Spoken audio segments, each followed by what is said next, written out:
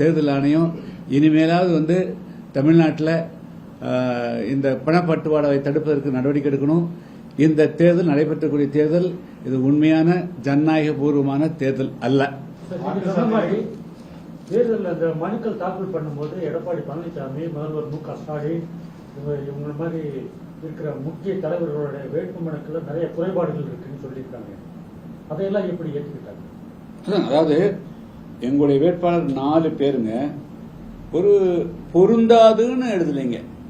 பொருந்தாதுன்னு எழுதுறது ஒரு ஆடிட்டரோ அல்லது அபிடேவிட் பண்ணக்கூடிய நோட்டரியோ ஏதாவது வேகமாக பார்க்கற போது நிறைய மனுக்கள் வரும்போது அது அங்கே மனு ஃபில்அப் பண்ண சொல்லலாம். அதுக்காக நானே பேசினேன். 2 ராம்நாட்டில் முனிசாமி எங்கள் வேட்பாளர் அடுத்த நாளெல்லாம் பேசுறோம். சார் இது ஸ்மால் மிஸ்டேக் அப்சர்வேட்ட பேசுறோம். அதே போல ஏபி ஃபார்ம் கொடுக்கறது, அதாவது இதெல்லாம் ஒரு பெரிய 30 வருஷம் 40 வருஷம் 50 வருஷம் தேர்தலில் மட்டுமே போட்டியிடக்கூடிய கட்சிகள் கிடையாது. இளைஞர்கள் வர்றாங்க, நாங்கெல்லாம் கடத்துக்குள்ள வர்றோம், ஜனநாயகத்தில் இந்த மக்களுடைய பிரதிகளாக இருக்கணுங்கிறதுக்காக நிறுத்துறோம். அப்போ சிறு சிறு தவறுகளை அந்த இருக்கக்கூடிய அதிகாரிகளே தவறுகளை கரெக்ட் பண்ணி இதை ஒழுங்குபடுத்திட்டு வாங்க அப்படின்னு சொல்லலாம். ஆனால் அதை எடுத்தோடனே ரிஜெக்ட் தான் பண்றாங்க. பட் அதே சமயத்தில் வலுவானவர்கள், பெரிய பதவியில் இருக்கக்கூடியவர்கள், இவர்கள் பெரிய பதவிக்கு வர வேண்டும் நினைக்கக்கூடியவர்கள் அவரிடத்தில் அதிகாரிகள் மென்மையான போக்கு அணுகிறாங்க. அதே மாதிரி பாத்தீங்கன்னா தேர்தல் பறக்கும்படைன்னு ஒண்ணு வச்சுக்கிறாங்க.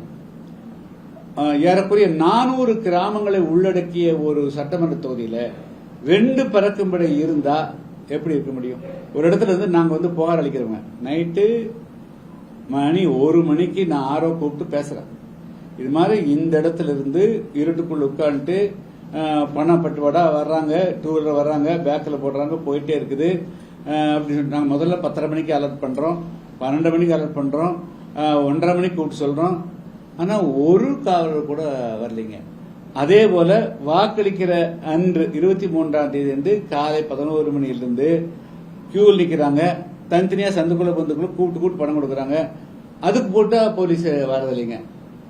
சோ இப்படி இது பட்டவர்த்தனமாக இந்த பணம் கொடுக்கறத தேர்தல் ஆணையம் தடுத்து நிறுத்துறதுக்கோ அல்லது நடவடிக்கை எடுக்கிறதுக்கு எந்த விதமான ஏன் சென்சிட்டைஸ் பண்ணல?